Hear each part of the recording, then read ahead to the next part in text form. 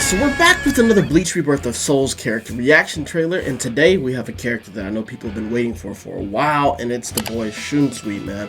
I'm excited to see what we get to see from him. I don't think we're going to see any Bunkai, but I know we will probably get to maybe, see his Shikai release and all of some other things with that.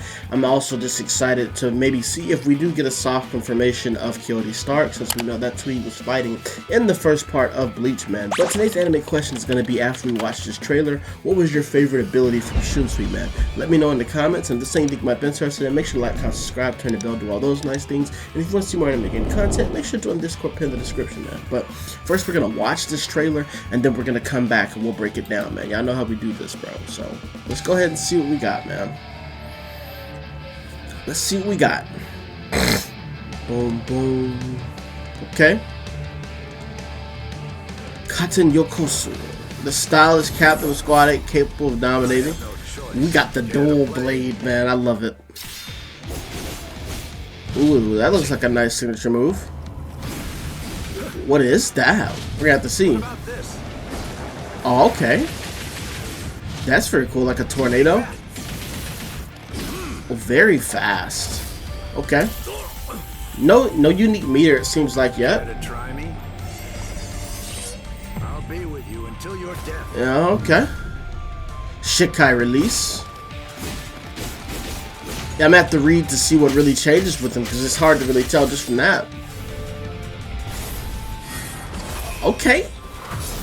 Not too bad. Alright, let's see what we got. Let's see what we got. Alright, so we break this character down, man. Looks like he's going to be really cool. And first thing we got to appreciate that it looks like it's a new map. And make sure in the comments, man, y'all let me know whenever y'all feel like y'all hear a new soundtrack. This one I don't think was too obvious. I think this is a soundtrack that we heard before, but I do think this was a different map, like in a different area of the Soul Society. But we start off with the stylish captain of Squad 8, capable of dominating the battlefield and confusing the enemy with his unique moves and 2 Zanpakuto. I was excited that we got another character that has 2 Zanpakuto, even though we didn't get any confirmation of Kyoraku Stark, because this is obviously from the start of the Soul Society arc, where we have Ukitake and Shunsui actually fighting Captain Yamamoto. But it's still nice that we got this character in the game. And of course I thought this character was going to be in the game, because like I said, he's just too important, especially at this part of the show. So we look at the signature move. It's going to be Mizukiri, and spins the body and attack with 2 swords. The number of attacks increases by holding input for a long time to accumulate. So once we see a more description, we'll know more, but for the most part, if you press the button once, you can see he does a single blade slash.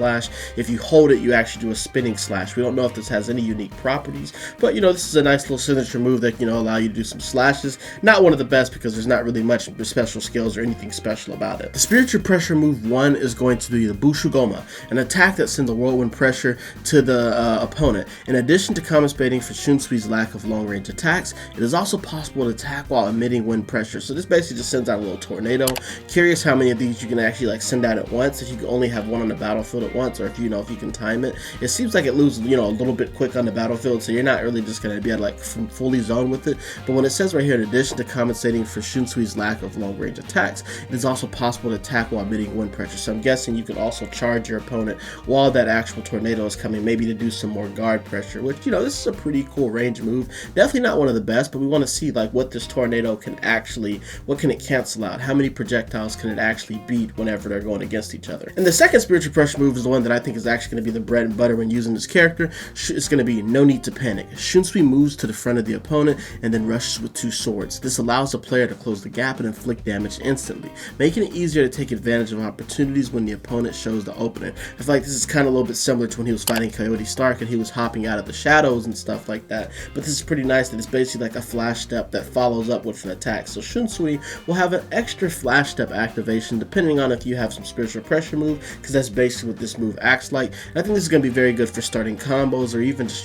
going into your Kiko move. And then we have the Awakening, which I kind of figured we weren't going to have any Bankai, because we see that in the 1,000-Year Blood War. But by releasing Shikai Katen Kyokotsu, a children's game begins, with players complete against each other according to special rules. Depending on whether the player wins or loses the children's game, various buffs and debuffs will be activated. We don't actually get to see this. We get to see some combos, but I'm curious how they're going to do these special rules. I got a feeling that maybe it's just going to be like some unique things that you need to do in the battle battle. Maybe a little bit similar to what we saw from Storm Connections whenever they had like that certain battle mode where there was like different objectives that popped up, and if you hit those objectives, you would move up into levels. Maybe that's what it's going to be. Like maybe you're supposed to like land five light attacks, right now land 3 key cone moves or something like that. Or maybe they might make something even more intricate where, you know, if you reach these things, you're going to get some good buffs. I'm very curious to see how they actually implement these children game rules. Maybe we can see some more from the description whenever we get that from them, but I'm very glad they actually added this aspect of this character, and this description doesn't tell much, but I think this is going to be very interesting, and it's going to make this character very fun to play with. We finally finish out with strong in close range fights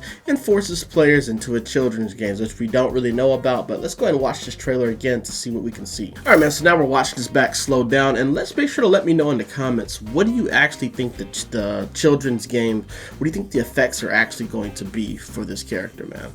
So here we see the intro, man. Yeah, got him with the double blade. Okay, let's see. Nice little shot, man. Nothing too crazy. Then we could just see this interaction. We see the quick activation here, which is just a very fast slash. And then we see whenever he holds it, he's actually going to spin quite a few more times to actually knock some people back.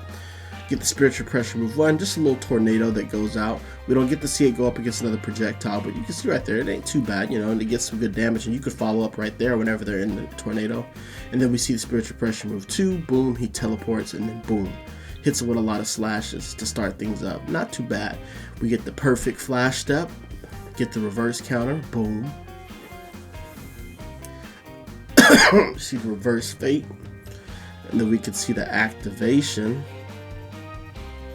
Boom. That's a nice little shot right there, man. You love to see it.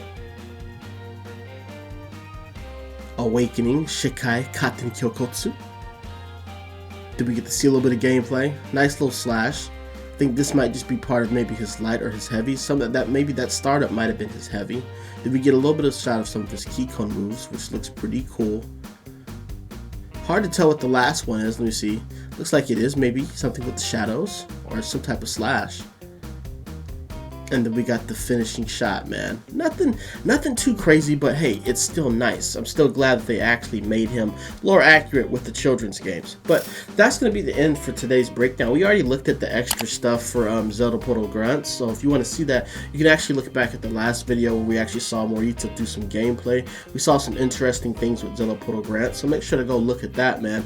And we'll be checking back in to see what this character does next week whenever we get the next character trailer on Monday, man. But yeah, let me know what are y'all's theories about how the children game actually works, and we might actually talk about it in the next video and actually see if some of y'all's theories were actually correct with what they said in the description, man. I like seeing y'all's predictions and y'all's thoughts on the games and stuff like that, man. But make sure to like, comment, subscribe, turn the bell, do all those nice things. Let me know what you think about the children game and also your favorite ability from Shunsui today, and I'm gonna see y'all in the next video, man. We out.